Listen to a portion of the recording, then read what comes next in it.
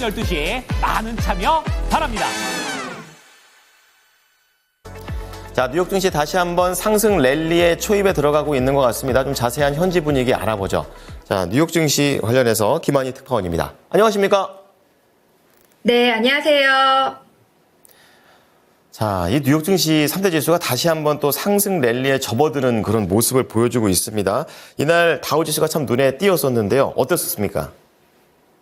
네, 다우 지수가 사상 최고치를 경신하는 등 뉴욕 증시가 일제히 상승했습니다.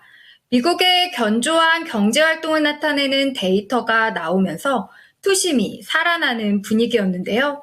다만 그동안 증시 상승을 주도했던 기술주보다는 경기 민감주로 순환매 현상이 나타나는 모습을 보였습니다. 지난주 금요일 뉴욕 증권거래소에서 다우존스 30산업 평균 지수는 전 거래일 대비 0.97% 올랐는데 3일 연속 상승세를 이어가며 사상 최고치를 다시 경신했습니다. S&P 500 지수는 0.35%, 나스닥 지수는 0.16% 오른 채 거래를 마쳤습니다. 이날 미국 경제가 탄탄하다는 신호가 여럿 나왔습니다. S&P 글로벌이 발표한 11월 제조업 구매관리자 지수 PMI는 48.8로 4개월 내 최고치를 기록했습니다. 제조업은 여전히 50 이하인 위축 국면이지만 추세가 이어진다면 확장 국면에 들어갈 수 있다는 신호를 준 건데요. 서비스업은 여전히 확장세였습니다. 11월 서비스업 PMI는 57로 32개월 만에 최고였습니다. 바이탈날리지의 아담 크리사플리는 11월 미국 PMI는 서비스업의 강세 덕분에 총체적으로 강세를 보였다면서 성장세가 호조를 보이고 물가 압력이 낮아지는 등 골디락스 시나리오를 시사했다고 평가했습니다. 미국 소비자들의 자신감을 반영하는 소비자 심리지수도 4개월 연속 상승했는데요. 미시간 대학에 따르면 11월 소비자 심리지수는 71.8로 전월 대비 1.8% 상승했습니다.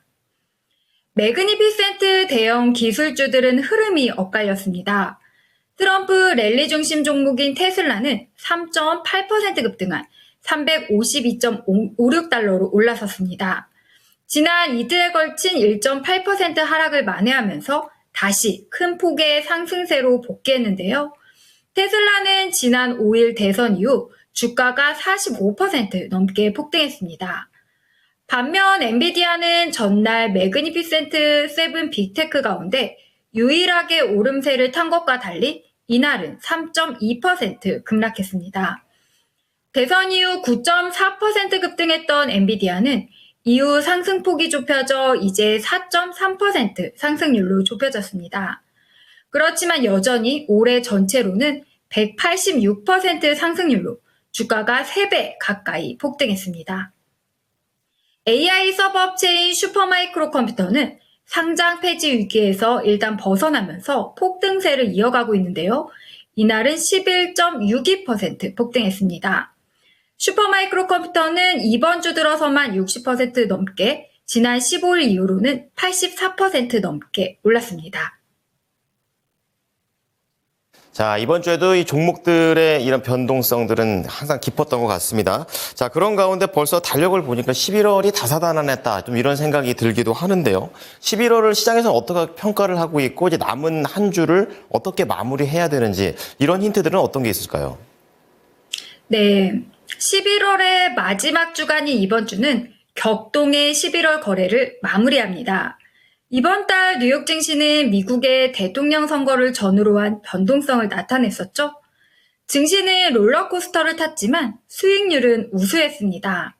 다우존스 30산업평균 지수는 11월 들어 6% 이상 올랐고 S&P 500 지수와 나스닥 지수는 각각 약 4%에서 5% 상승했습니다. 큰 변수가 없으면 뉴욕 증시는 11월 거래를 무난한 강세로 마무리할 것으로 예상됩니다. 이번 주에는 미국의 추수감사절이 있는데요. 뉴욕 증시는 추수감사절 당일 휴장하고 다음 날에는 조기 폐장합니다. 한 주 거래일이 3.5일밖에 없는 점은 변동성 요인으로 꼽히는데요. 평소보다 증시 거래량이 작을 수 있고 이는 얕은 거래량에 시장이 쉽게 출렁이는 변동성을 연출할 수 있습니다.